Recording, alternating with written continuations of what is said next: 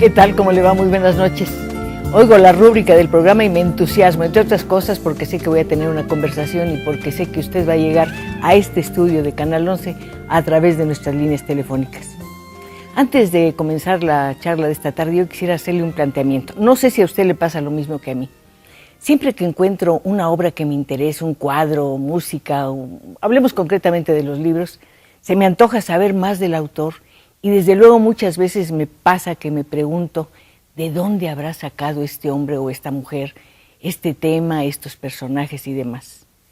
A veces, cuando uno hace la investigación, encuentra historias que pueden ser tan fascinantes o más que las que están en el libro, porque cuentan algo extraordinario. Y creo que ese acontecimiento puede aplicarse muy bien a esta novela. Se titula La fugitiva y es del escritor nicaragüense Sergio Ramírez. ¿Qué vamos a encontrar en este libro? Bueno, la historia de una mujer costarricense que nació en 1916 y murió en 1956 en México. En su breve vida, brevísima, se tejió en torno de ella una leyenda basada en su inteligencia, en su rebeldía, pero creo que sobre todo en su belleza. Dicen los que la conocieron que bastaba con mirarla para quedar totalmente fascinado con ella. Fíjese lo que le voy a decir. Ella muere aquí en 1956, la entierra en el Panteón Francés. Después de años, en 1961, si no mal recuerdo, la llevan a Nicaragua. Muy curioso lo que pasa. Sergio Ramírez, que es el creador de esta obra, llega a Costa Rica en 1964. Nunca viste a Yolanda Oreamuno, que es el personaje.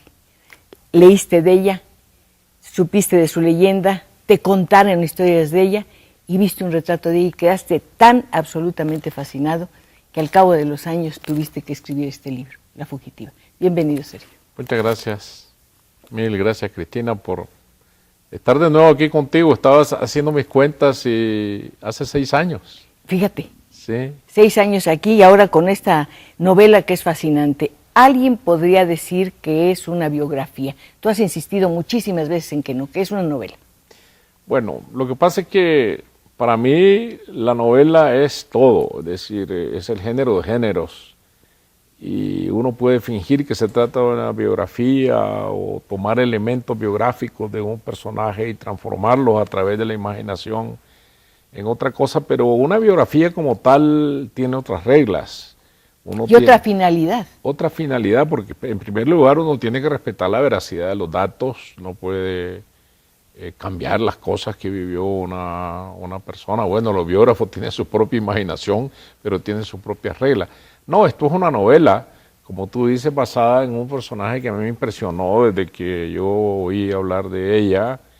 Porque cuando yo llegué a vivir a Costa Rica, desde la vecina Nicaragua, en 1964, tú bien lo has dicho, yo tenía 22 años. ¿Quién te habló de Yolanda? Y me habló de Yolanda una contemporánea de ella, que se llamaba la profesora Lilia Ramos, que era muy versada en ella y era la gran experta, ¿no? Entonces me enseñó la fotografía, las cosas que había escrito. Y bueno, yo me enamoré de este fantasma, ¿no?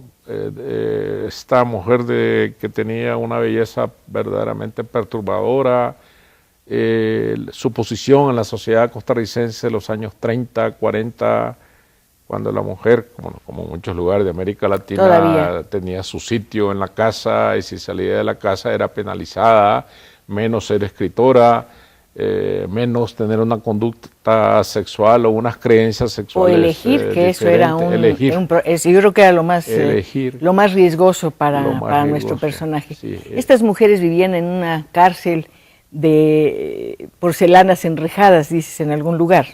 Sí. Me impresionó mucho que, claro, su vida como el lector podrá ver cuando lee el libro, es muy desgraciada, pero la segunda vez que ella se casa, el marido es un abogado que está preparando unas leyes y viven en una casa muy pequeña y lo único lugar que tienen para que alguien escriba es la mesa del comedor, pero él pone ahí su máquina, sus libros, sus códigos, y ella, que es escritora, no tiene un pedacito de la casa donde escribir. Eso me impresionó mucho. Una escritora desdichada. Yo no sé si realmente, tú hablas aquí de varios libros, desde luego es una ficción, pero tenemos que empezar por el principio. Ya me urge saber cómo está hecha la historia, además. Este es un relato a tres voces, y enfrente de esas tres voces está la de un periodista que te inventas y que eres tú, y dices, aquí soy el periodista que hubiera querido ser. Tú eres periodista, Sergio. Bueno, yo a los 22 años que llegué a Costa Rica llegué a ocupar un cargo de relaciones públicas, claro, en un organismo universitario centroamericano. Y sí, era una forma de periodismo pacífico, ¿no? Estar en un escritorio haciendo los boletines de un organismo, las notas de prensa. Pero el periodista que me hubiera gustado ser es el periodista de las redacciones, de los turnos nocturnos, de las morgues, de los hospitales, y aprender de la vida allí, ¿no? En la nocturnidad del oficio periodístico. No tuve esa oportunidad, pero fui periodista de alguna manera, de modo que en esta novela yo me finjo ser primero un reportero, ¿no? Que es el que hace la crónica de la llegada de los restos de Amanda Solano a Costa Rica en 1961. Además es una crónica muy triste porque hay poca gente, llueve, está el cielo encapotado, solo se ven paraguas negros, y desde luego esta mujer vuelve a quedar en una tumba en cuya lápida una vez más no está su nombre. En la primera lápida en México hay un número 7300 no sé qué, y en la segunda en Costa Rica es 700 creo que 36, no recuerdo. Sí, es una repetición extraña, ¿no? El número 7 también, ¿no? 7 y de la suerte, ¿no? Porque ella murió aquí en México en brazos de otra escritora costarricense. Eunice Odio. Sí, muy rebelde también, muy bella, una gran escritora. Y allí en Río Neva, en la gran pobreza en que Eunice vivía, pues compartían la pobreza. Y nada, la enterraron en el cementerio francés prácticamente de caridad, con una colecta. No fueron a se supone que la hizo Salomón de la Selva, ¿no? Sí, en la novela. En la novela, bueno. Aquí es precisamente, te hago esta pregunta por una razón. Para hacer esta novela tuviste que hacer la investigación que habría hecho un biógrafo, un historiador. Entonces de repente nos confundimos un poco, y acepto como buenas todos los datos que me das acerca de Yolanda, y de pronto cuando me dices lo que es verdadero no lo puedo aceptar, no sé, tengo una confusión. Dentro del universo de la novela todo es verdadero, es decir, porque lo que yo estoy poniendo en manos del lector es una novela que tiene un mundo imaginario verdadero, pero claro, ¿qué es lo que pasa? Que para investigar un personaje, para investigar una época, uno hace lo mismo que el historiador o que el biógrafo. Yo me fui a San José, muchos días trabajé en la Biblioteca Nacional. ¿Te basaste en libros, revistas, testimonios, cartas? Periódicos, viendo microfilms de periódicos de la época, porque hay que crear una atmósfera. Bueno, ¿tú opinas que el método balzaciano es el ideal? Nos decía Sergio en una entrevista, por cierto, muy brillante, que Balzac, antes de construir a sus personajes, construía el ambiente donde iban a estar, una ciudad. Y de hecho es lo que haces en el primer capítulo, donde Gloria Tinoco nos da la versión de Yolanda. Nos describes absolutamente al detalle, casi con una lupa, Costa Rica, y sacas a toda una sociedad de la que no sabemos mucho, te soy sincera, o no sabíamos mucho. Bueno, yo estaba consciente de eso, ¿no? De que, mira, si tú vas a contar una historia que se desarrolla en México, el lector, en cualquier parte que esté, en el Perú, en Venezuela, da por sentada elementos básicos de la historia de México. Son conocidos, ¿no? La historia de México es muy universal. La historia de Costa Rica no es universal. Entonces, era necesario proveer al lector de una serie de informaciones básicas porque Amanda Solano contradice a esta sociedad, es mi personaje que se enfrenta a esta sociedad pacata, cerrada, provinciana, pero bueno, ¿cómo está formada esta sociedad? Es muy contradictoria. ¿Cuál es el primer testimonio que recibes o que obtienes acerca de cómo era Yolanda? Para empezar a fundamentar tus materiales. Bueno, los que te conté de esta señora que yo conocí hace muchos años y me enseñó las primeras fotografías, hizo un libro con cartas de ella que yo consulté mucho, luego su única novela publicada y premiada en Guatemala que se llamaba La ruta de su evasión. Y bueno, fui penetrando en este personaje nada menos que a través de medio siglo, porque yo desde que llegué a San José en el 64 hasta que me decidía por fin a escribir esta novela ha pasado nada menos que medio siglo, así que uno puede cargar un fantasma muchísimos años. Es increíble, una fidelidad total. Se supone que escribió una novela anterior que era Tierra Firme, que era parte, una especie de autobiografía. ¿Existe ese libro? No existe nada, es decir, de ella solo existe el único libro que fue premiado, y por eso yo es que en la novela mis personajes especulan de si realmente escribió otros libros, o siempre hablaba del mismo libro con distintos títulos. Es curioso, en la hora o prácticamente a la hora de su muerte, cuando hay una escena terrible donde ella le dicta a una amiga que después hablaremos su testamento, está en un hotel, y dice, te voy a decir con quién se deben quedar mis cosas, es muy poco, y habla en ese momento de sus derechos de autor y dice, pero ¿dónde están mis novelas? ¿Dónde las dejé? ¿Dónde quedaron los manuscritos?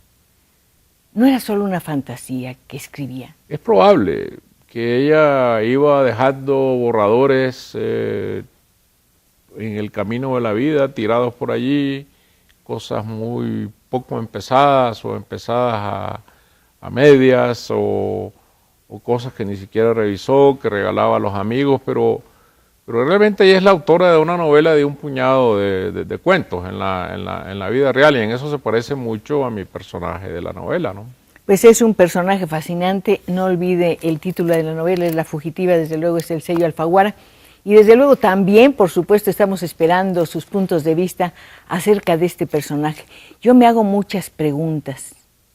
Sí, ¿hasta qué punto tenía un afán de destruirse? ¿Hasta qué punto tiene alguien derecho a destruir dones tan extraordinarios como la inteligencia y esa belleza que pasmaba a todo el mundo? Comentas en la novela que un día bajó una escalera y los empleados de correos, creo, se pusieron a aplaudirla porque era de tal manera hermosa que no se podía evitar hacer un canto en torno de ella. Hay que decir también que la persona que aparece en la portada de este libro no es Yolanda. Hay que decirlo. Te voy a decir por qué, porque acabo de encontrar una nota muy bonita de un joven que dice, muchos años después de que mi abuelo murió, fui a ver su archivo y en un sobre encontré una fotografía y era de Yolanda y nunca he sentido tanto amor por nadie. Otro que se enamora de un fantasma. ¿No le parece extraordinario? Vamos a un corte. Yo estoy segura de que en cuanto usted lea La fugitiva, este libro justamente, se va a hacer las preguntas que yo me hago y va a enjuiciar a este personaje que nos envuelve de muchas maneras. Pero por lo pronto vamos acercándonos a la versión que del personaje nos da justamente nuestro invitado de esta noche, Sergio Ramírez. Sergio, para formar, dada la distancia que tienes con el personaje y la fascinación que ejerce sobre ti, recurres a un elemento muy cinematográfico y también muy literario, que es dar diversas versiones para hacer una especie de mural, y en este caso tú decías, yo hice lo que vi que hacían en Rashomon.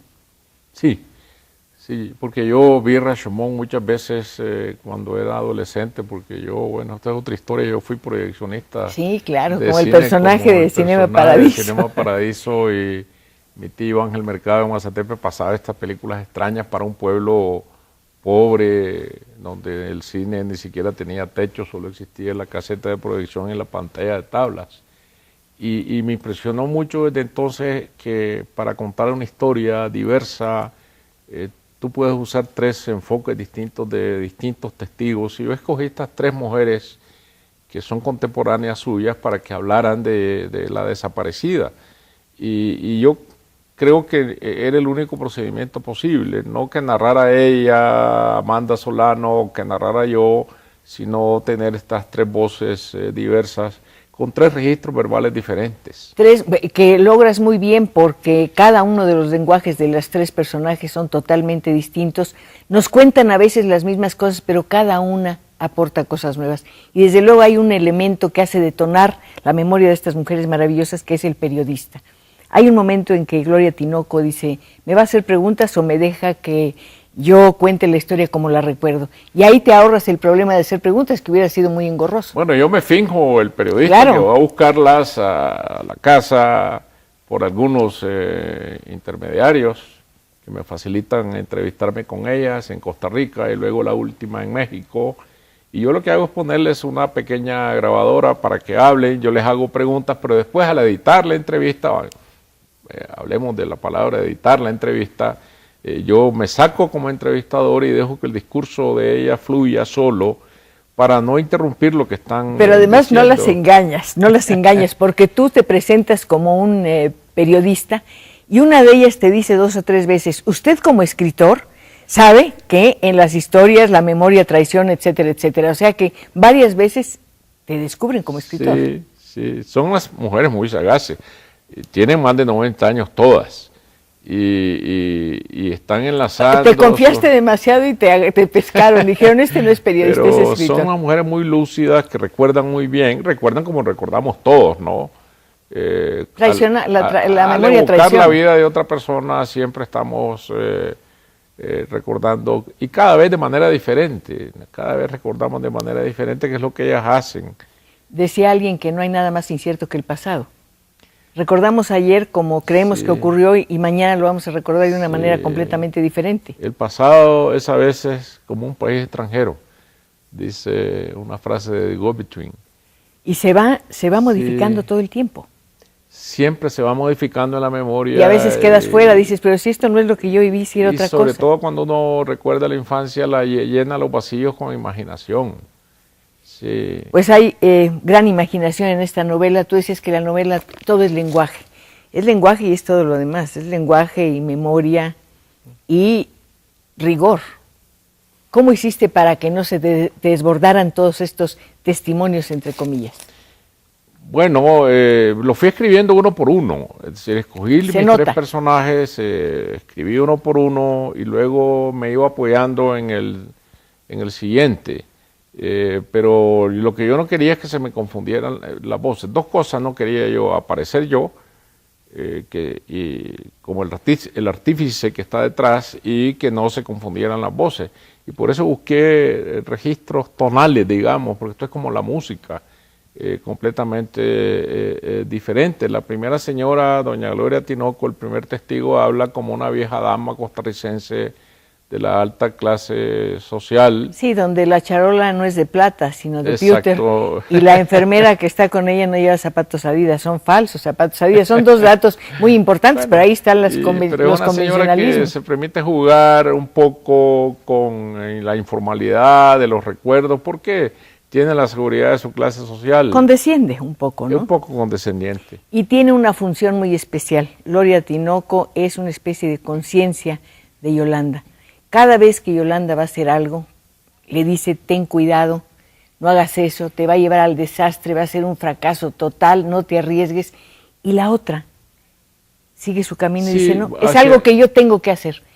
Esta situación me preocupa. Hacia el precipicio. Yo creo que lo que pasa es que en la vida de este personaje no hay dedos en máquina que diga, bueno, va a tener un final feliz, va a haber un happy end, sino que es la tragedia pura y simple, ¿no? Ella va caminando hacia el despeñadero, siempre se elige mal a los hombres, se casa mal, está en vicisitudes, no puede mantener una vida familiar, no puede sostener su vida de escritora, se exilia de Costa Rica, se va para Guatemala, que es como irse para Guatepeor, no va a encontrar nada mejor en Guatemala que lo que ya tenía en Costa Rica, después termina en México. En los años 30 y 40 México ya es una gran urbe en comparación con las ciudades centroamericanas. Aquí es el anonimato, intenta hacer pruebas de cine, sus vínculos con los intelectuales de entonces son son escasos y lo que le espera ya por último es el abandono o la soledad. Por eso te decía, aquí no hay dedos en máquina, nadie que venga a salvarla.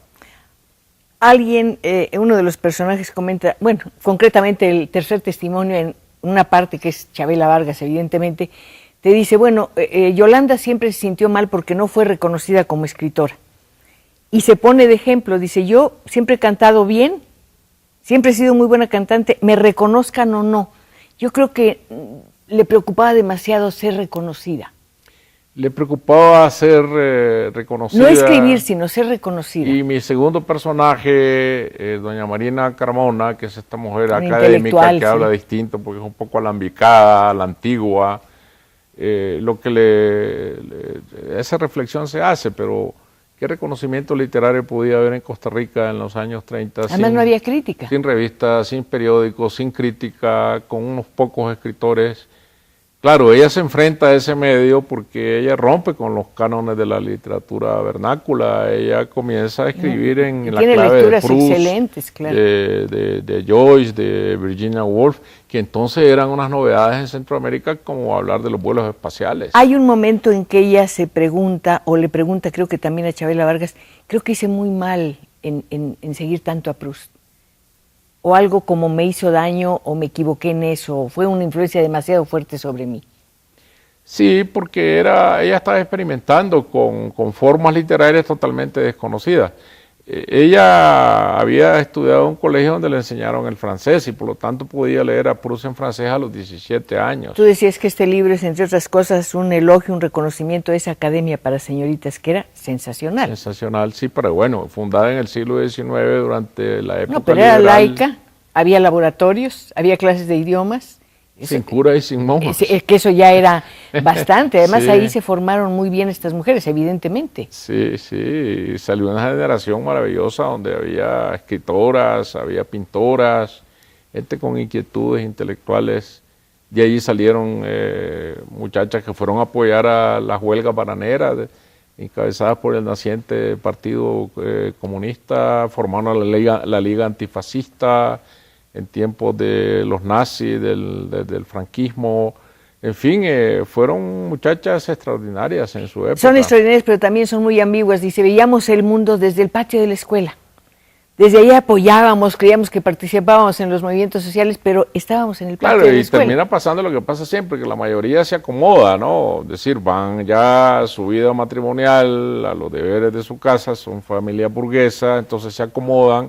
Y las únicas dos rebeldes que quedan son Amanda Solano y Edith. Son las dos grandes rebeldes, con la tercera rebelde, que es Manuela Torres, que está inspirado en el modelo, obviamente, como tú decías, de Chavela Vargas. Bueno, está más que inspirado. Ella cuenta literalmente todo. Está en la silla de ruedas, está sus aventuras, sus borracheras, el tequila, y está su increíble inteligencia. Claro, yo no sé cuánta gente sabe de que Chavela Vargas es costarricense. Sí, sabe. De Heredia. Aquí en México, digo yo, mucha gente, como ella misma bromea diciendo, hay gente que cree que nací en Veracruz, hay gente que cree que nací en Michoacán, pero la verdad es que ella salió de Heredia en Costa Rica muy joven, precisamente tenía otro tipo de contradicción con la sociedad conservadora de entonces. Bueno, sus preferencias sexuales de las que ella habla muy abiertamente. Imagínate lo que eran en los años 30, tener una preferencia sexual distinta. Pero qué curioso que la sexualidad en los dos casos, el de Chavela Vargas y el de Yolanda, sea un problema, porque Yolanda es una mujer que dice, yo elijo a mi pareja. Sí, en el otro caso también. Y elige mal. Sí, y en el otro caso es lo mismo, es el desafío, ¿no? Romper con el molde. Pero a pesar de que este último personaje, Manuela Torres, habla tan mal siempre de Costa Rica, que no quiere saber nada, que ella por eso se hizo mexicana, yo lo que siento amor-odio, ¿no? que hay ahí es una relación de amor-odio y un clamor de decir, yo aquí estoy, háganme caso, si nos entendemos, yo sigo siendo lo que siempre fui. Gloria Torres nos da la primera y muy amplia versión de la sociedad costarricense, y en el centro está desde luego Yolanda. La segunda se llama Marina Camacho, y ella misma se llama La Feita, y la llaman La Feita del grupo. Es algo, y se supone que vive permanentemente enamorada de Yolanda. Yo no sé si esto es parte de un amor platónico, Sí, ¿no? sí, por supuesto. Sí. Es un amor platónico y yo tengo un amor extraordinario por las líneas telefónicas a través de las cuales llega la voz, la presencia, la opinión de usted que es tan valiosa. Vamos a ir un corte y regresamos enseguida, ¿sí? Por si usted acaba de sintonizar nuestras frecuencias, quiero decirle que hoy está con nosotros, cosa que me da muchísimo gusto, el escritor nicaragüense Sergio Ramírez. ¿Quiere saber de una obra que le dé idea de cómo es su escritura? Hay en Alfaguara un volumen con todos sus cuentos y creo que el prólogo es de Benedetti, ¿no? Sí, de Mario. Y luego tenemos Margarita está linda la mar, también es en el Alfaguara. premio Alfaguara 98, la primera vez que se ya dio. con esos dos, y Charles Atlas también, que es un libro muy famoso. Y bueno, yo te voy a decir lo que nos dice el público. Deseo saber cómo se llama nuestro invitado de esta noche, dice Manuel Treviño, ya se lo dije. ¿Qué libro estamos presentando por que se llama justamente La Fugitiva? Ahí se ve muy bien, ¿verdad? Se ve bien. La editorial, ya le dije, es Alfaguara. Un saludo al escritor Sergio Ramírez, es un gusto poder escucharlo, y un saludo a Cristina Pacheco, dice Andrea Albarrán, que siempre ve este programa. Rafael Luenga, saludos a la familia Luenga, siempre estamos al pendiente del programa del Canal 11 y en particular de Conversando con la señora Cristina Pacheco, felicidades. Alfredo Arellano, quiero decir que siempre vemos su programa y aquí con la familia Arellano tienen un apoyo más. Felicidades a Cristina por su excelente invitado, al cual le decimos que ya leímos una de sus novelas, ahora haremos lo mismo con esta nueva novela para ver qué tal. Pues es una novela fascinante en la que uno se involucra mucho, aunque no quiera. Le digo, le estaba comentando a Sergio en el corte que llegó un momento en que me tuve que pelear con Yolanda porque dije, una mujer con tantos dones, ¿cómo puede despreciarlos de esa manera? ¿Cómo puede buscar su destrucción de una forma tan increíble? Fue implacable con ella misma, ¿no? Fabiola Valderrama, la narrativa de Sergio es exquisita y me encantó ver a Cristina Pacheco que no fuera vestida de negro. Pues es raro, ¿verdad? Pero bueno, estamos haciendo todo. ¿Quién nos da la segunda versión de Yolanda? Pues nos la da una mujer que se llama Marina y a la cual la llaman la Feíta. Es algo muy curioso esta mujer, es muy fría en el análisis, frena su pasión, su entusiasmo por Yolanda, pero además es la única que te da cartas. La señora Tinoco dice, yo me voy por mi memoria y me acuerdo bien, y si me equivoco, ahí usted me disculpa o cosas así. Pero la otra dice, no, yo tengo aquí una carta y otra carta. Es un material literario invaluable. Es su guardiana, ¿no? Sí. La guardiana de su amistad, de su memoria, porque son dos tipos de amistad. Se conocen las tres en el colegio de señoritas, en las aulas, pero la intimidad verdadera la lleva con Gloria Tinoco, es decir, es la que sabe cuál es el problema con su primer matrimonio, este hombre que está enfermo, que después se suicida, las vicisitudes del segundo matrimonio, el drama con el hijo, que todo eso es parte de la desgracia de su vida, y ella lleva una cuenta muy fiel de las vicisitudes de la vida de su amiga y por eso guarda documentos, cartas, y además ella es la que nos explica la historia de Costa Rica, qué es lo que pasa en la sociedad costarricense, que a la par que es una sociedad muy conservadora, muy cerrada, es una sociedad muy dinámica. Pero es que entre los dos retratos que te dan los dos primeros testimoniales, tenemos primero una especie de mapa de Costa Rica, para lo cual tú tuviste que documentarte muchísimo, porque nos dices de los lugares. Claro, el personaje nos dice, en tal lugar donde había una fábrica que era de tal cosa y no sé qué, entonces vas tomando la historia de la ciudad y dentro de eso la historia de las costumbres. Claro, porque la historia de ellas es la historia de las ciudades. De repente aparece este colegio de señoritas del siglo XIX, plantado en medio de una aldea, al lado de un teatro nacional, que es una especie de ópera Garnier de París, solo que en pequeño.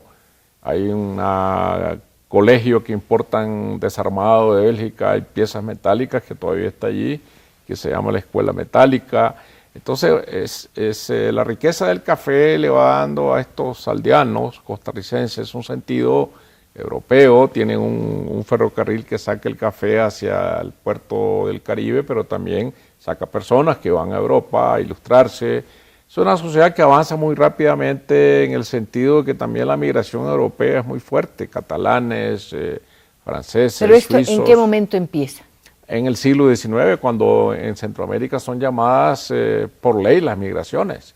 Las migraciones son convocadas por los gobiernos liberales porque en el positivismo liberal se piensa que sin la participación europea no hay progreso. Eso ocurrió en toda a América Latina. Algunos lo llevaron hasta el extremo de llamar emperadores a que vinieran a gobernar estos países para que pudieran caminar, ¿no? Hablabas de la mirada fija en Europa, y antes de que me olvide, he tenido una curiosidad desde que comencé a leer el libro. ¿Cómo llegaban a manos de Yolanda autores como Joyce o como Proust, si no había...? Porque había libreros en Costa Rica. Yo me sorprendí mucho cuando yo llegué en el 64 a Costa Rica, que en Managua no había librerías, y en San José había librerías con libreros. Había 3 o 4 librerías de primera categoría, donde los libreros habían leído los libros y te explicaban. Yo en las vitrinas de estas librerías me encontré a Rulfo, me encontré a Borges, a Cortázar, y estoy hablando de otra época, pero en aquella época había un librero catalán, habían libreros franceses que estaban establecidos y llevaban estas novedades. Allí Marina Carmona precisamente dice, vinieron 4 juegos En busca del tiempo perdido. ¿Y se vendieron 2, uno lo compró de a poco Amanda Solano para leerlo en francés a los 17, 18 años, y los otros 2 quedaron cogiendo polvo allí en las vitrinas de la librería. Ay, ojalá que alguien nos estuviera viendo y supiera qué pasó con esos tomos, porque siempre no sé, es muy emotivo pensar que ahí están todos los personajes de Proust, el Barón de Charlus esperando con su chaleco elegantísimo a que alguien lo descubra. O hablando justamente de Proust, parece que el libro que pensaba escribir Yolanda se llamaba La prisionera, como uno de los volúmenes de Proust. Sí. Ella siempre jugaba con todas estas posibilidades proustianas. Y los escritores tradicionales se burlaban de ella diciendo que Yolanda, o Amanda en este caso, tenía proustitis, que estaba intoxicada de Proust. Ella más bien estaba desintoxicándose de la literatura vernácula, que era el campesino, pintoresco, el paisaje, ese tipo de literatura centroamericana, que era el canon, era la regla de la época. Pues ella entra a contradecirla, y en ese sentido se enemista con los demás escritores. Ella quiso escribir una novela con el título de La prisionera, y tú escribes un libro sobre ella que se llama La fugitiva. Como que es una especie de reivindicación, ¿no? Claro, de liberación. Porque La fugitiva es otro de los tomos de En busca del tiempo. Sí, pero no es prisionera, son dos cosas completas, son 2 posiciones. Pero esta mujer es verdaderamente una fugitiva en muchos sentidos. Está huyendo de sí misma. Sobre todo, creo. Huye de la sociedad, huye de la literatura, parece mentira, que la persigue, es su sino, pero ella va dejando sus originales por el camino. ¿Es cierto que en el tiempo en que estuvo en Estados Unidos escribió otra novela, o empezó a escribir otra novela? Pues no es probable. Eso no lo considero. Que Ninfa Santos, la esposa de Hermilo Abreu Gómez, le prestó una máquina de escribir para que escribiera en el hotel. Yo lo veo muy difícil. Estaba en unas condiciones de salud pésimas, muy precarias. Acababa de sufrir una operación del vaso, que en ese tiempo era una operación muy seria. Estuvo a punto de morirse, y entonces, convaleciente todavía, se regresó a Costa Rica. Gracias al apoyo que le dio la Revolución Triunfante de Figueres para que pudiera ser repatriada. Yo creo que todos estos libros que escribió son parte de su mito, y nos quedamos nada más con este libro. ¿Qué harías si encontraras uno de esos libros? Pues imagínate la sorpresa que sería. Por lo menos libros de Amanda Solano, mi personaje, ya no voy a poder encontrar más. No, es que escribió como 5 aquí. Libros de Yolanda Eramuno yo creo que ya no existen. Pues yo debo decirte que hice un experimento. Recorrí, yo creo que unas 20 librerías, y para empezar me decían, ¿Yolanda qué? Sí. ¿Cómo costarricense? No, nunca hemos oído ese nombre. Jamás hemos tenido el título La Ruta de su Evasión. Y hay un librero magnífico, el encantador promotor de la Torre de Lulio, que me dice, yo le prometo que se lo voy a buscar. Y a lo mejor lo encontramos, vamos a aprender juntos. Es que nunca fue editado en México. No, pues no, pero aquí debe haber llegado alguna vez. Cuando yo llegué a San José en el 64, el único libro editado de ella que existía era la edición Príncipe de Guatemala, el premio premiada. 15 de septiembre, el premiado en 1947. Porque cuando llega Arévalo, pues se democratiza la cultura y establecen una colección de literatura universal a precios populares, establecen concursos literarios, empezando por este centroamericano. Entonces, en el 64 en Costa Rica este libro nunca se había editado, lo editamos nosotros por primera vez. Con tu editorial, ¿no? En la editorial centroamericana que fundamos. Cuando apareció el libro, apareció también el hijo de Yolanda, que en la novela se llama Carlos, ¿verdad? Aparece y llega a preguntar por ahí. No, yo no recuerdo ahora con quién negociamos estos derechos. Pero la verdad es que él siempre permaneció ausente de la vida de ella, porque la tumba sigue sin ni siquiera tener su nombre. Hoy me han dicho que el 9 de julio, que se cumple el aniversario de su muerte, del personaje real, Yolanda Oriamuno, el hijo va con la familia, van a poner la tumba, ojalá, la lápida. Ojalá sea esto un efecto de la novela. Ojalá que así sea, un poquito tarde, porque además el niño, el hijo de Yolanda, fue raptado por su padre, lo separó de ella cuando él era muy niño, pero pasaron los años y el muchacho no hizo un solo intento para acercarse a su madre. Y eso es trágico, ¿no? Me parece terrible. Terrible. Y me parece que ahora le interesa acercarse a su madre cuando, nada más para ponerle a su lápida su nombre, cosa que merece, por supuesto, Yolanda. Hay desde luego mucho interés en que ustedes participen de esta conversación. Me imagino que es difícil por una razón, porque no han leído la novela, pero en cuanto la lean, si quieren me cuentan. El libro no está en librerías todavía. ¿Cómo? Es decir, va a estar en librerías a partir del 1 de junio. Ah, bueno, entonces nos adelantamos. Me pidió la editorial que pudiéramos explicar eso porque... las personas lo preguntan. Exactamente, sí. Entonces a partir del 1 de junio va a estar en los puntos. Oye, pues es un honor, esta es una auténtica primicia, qué maravilla. Aquí está con nosotros Sergio Ramírez, de veras, en vivo y en directo. Vamos a un corte. Seguimos conversando con Sergio Ramírez y con usted, que nos hace favor de sintonizar las frecuencias de Canal 11. Don Fabián Díaz dice, quisiera preguntarle a Cristina Pacheco si tienen redes sociales para seguirla, porque me gusta mucho su programa. Pues tenemos una dirección de Twitter, ¿qué le parece? Nos estamos modernizando. Es @conversando 11 con número TV, nada más. @conversando 11 con número TV. ¿Lo dije bien? Sí. Ricardo Sierra, ¿qué impresión tiene Sergio Ramírez sobre la literatura centroamericana contemporánea? Bueno, precisamente te estaba conversando en el descanso de que se va a publicar una antología de la poesía centroamericana contemporánea y otra del cuento centroamericano contemporáneo. Con motivo de la Feria Internacional del Libro de Guadalajara van a aparecer estos dos libros que el Fondo de Cultura Económica me los ha encargado a mí y yo ya terminé la selección, ya están los originales en manos de la editorial. Esa antología, ¿qué visión te da, así rápidamente? Bueno, primero incluimos solo autores vivos, porque si no se hace infinito, hay que llegar hasta Rubén Darío, ¿no? Ya serían 10 tomos. Autores vivos y me da una idea de mucha diversidad y modernidad en la literatura centroamericana hoy en día, tanto en poesía. Qué bueno que lo dices por narrativas, sí. Los jóvenes están haciendo cosas muy aventuradas, muy nuevas y eso le va a dar mucho peso a una región que sigue siendo bastante ignorada. Pero qué bueno que lo dices porque esa renovación es posible, entre otras cosas, gracias a Yolanda Oriamuno, que fue claro que una se adelantó impulsora. Mucho a su época, junto con Munice Odio también, que fueron mujeres de mucha avanzada en romper los moldes literarios, en tratar de establecer unos nuevos parámetros para la expresión literaria en Centroamérica. Doña Pamela Ángeles dice, me gustaría saber si podemos disfrutar de Sergio Ramírez en alguna firma de autógrafos.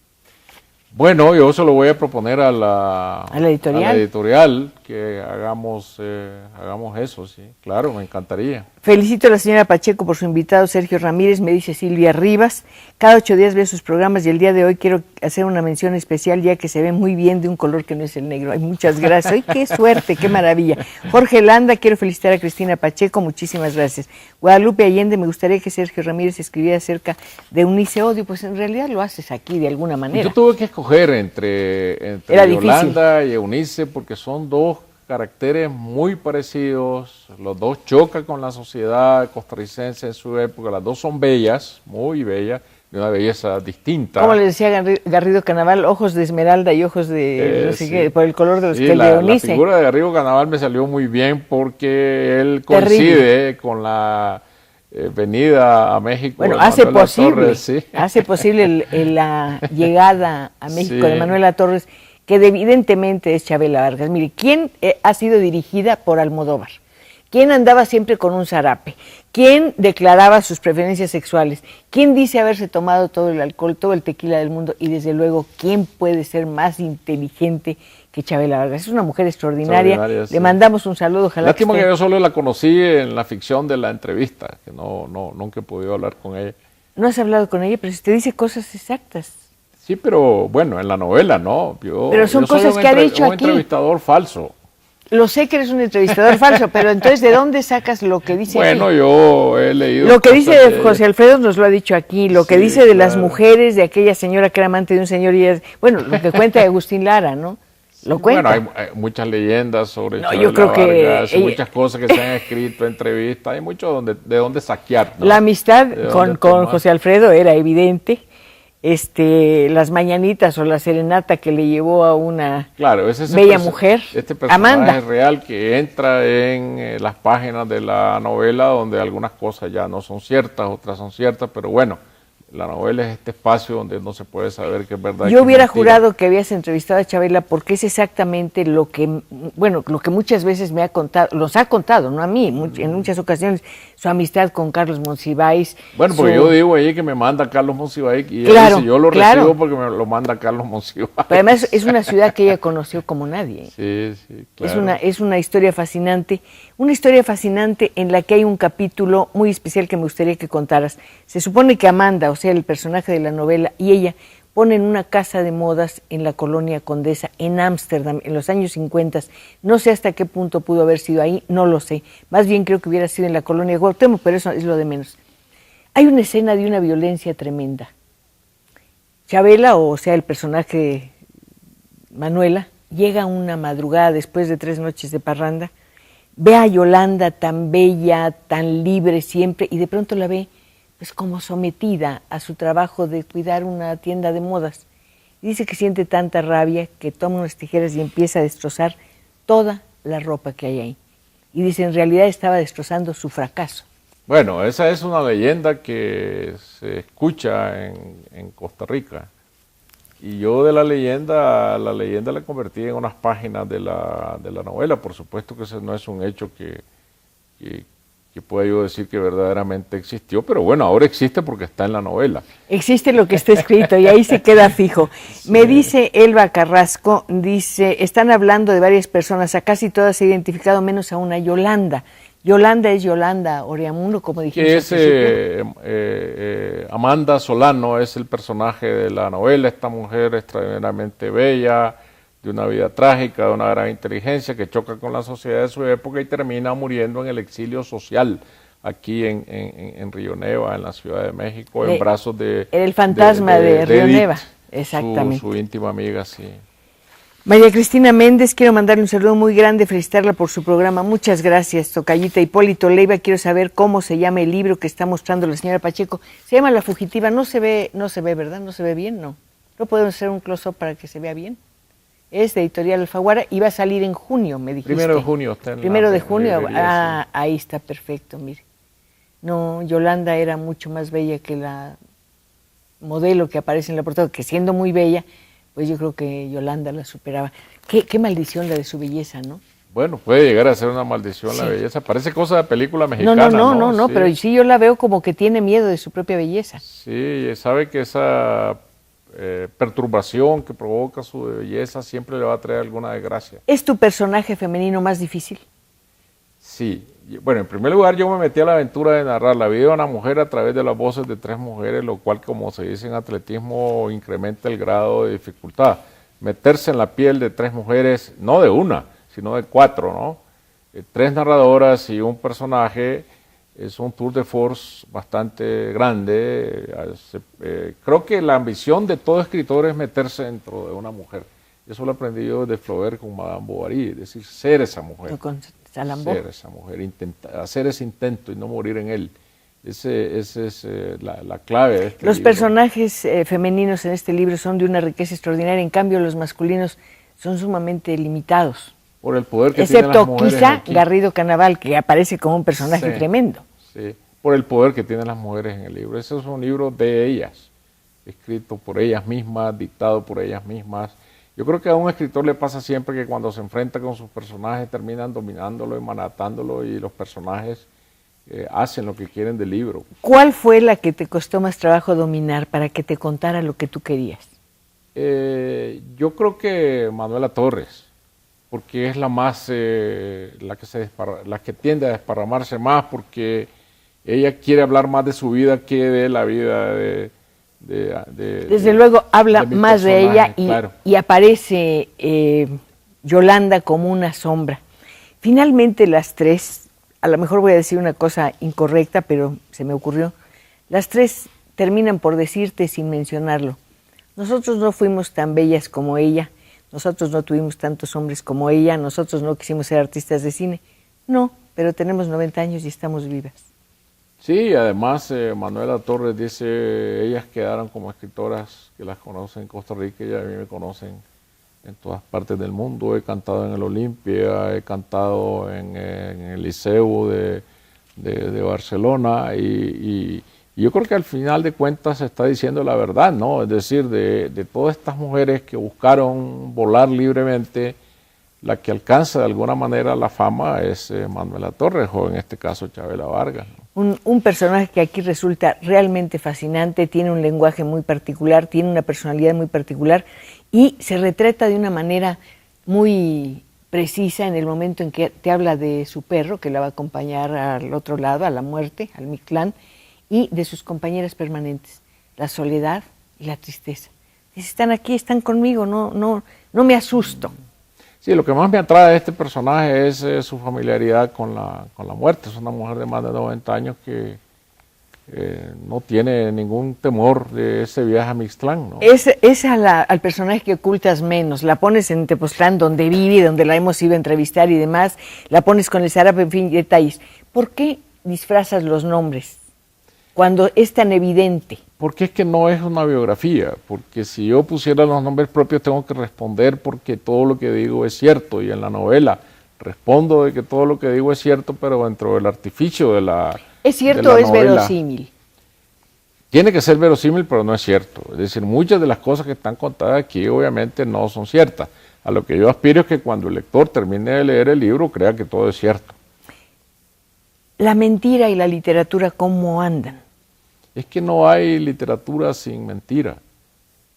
Toda construcción literaria es en base a la imaginación, y la imaginación lo que hace es inventa, pero no miente. Claro que miente, es decir, la invención es mentira porque no es verdad. Es decir, claro que es una mentira literaria, no es una mentira como las que se hacen, se dicen en la vida real para dañar a alguien, no, aquí la literatura es porque la mentira es para que la gente crea en ellas. Es una mentira en la que queremos creer para salirnos de nuestras verdades. Exactamente. Y la novela es un universo de realidad en el que uno entra, y si termina una novela convencido de que todo es cierto, pues ese es el triunfo definitivo del escritor. Dices que aquí eres un ingeniero y un arquitecto que trabaja con la mejor herramienta, la única que hace posible la ficción, la novela, que es justamente la palabra. No hay otra. ¿Cuántas palabras habrá en este libro? Bueno, ahora se pueden contar en la computadora, pero yo no me interesa. Es terrible, no, ¿sí? Porque yo creo que muchas veces nos saltamos. No me interesa saber cuántas palabras hay. Lo único que quiero decir es que todas me tocaron, todas me hicieron acercarme a Yolanda Oreamuno. Me hubiera encantado conocerla, y ya que no puedo hacerlo, voy a seguir la búsqueda de su libro. A lo mejor encuentro alguna otra historia maravillosa.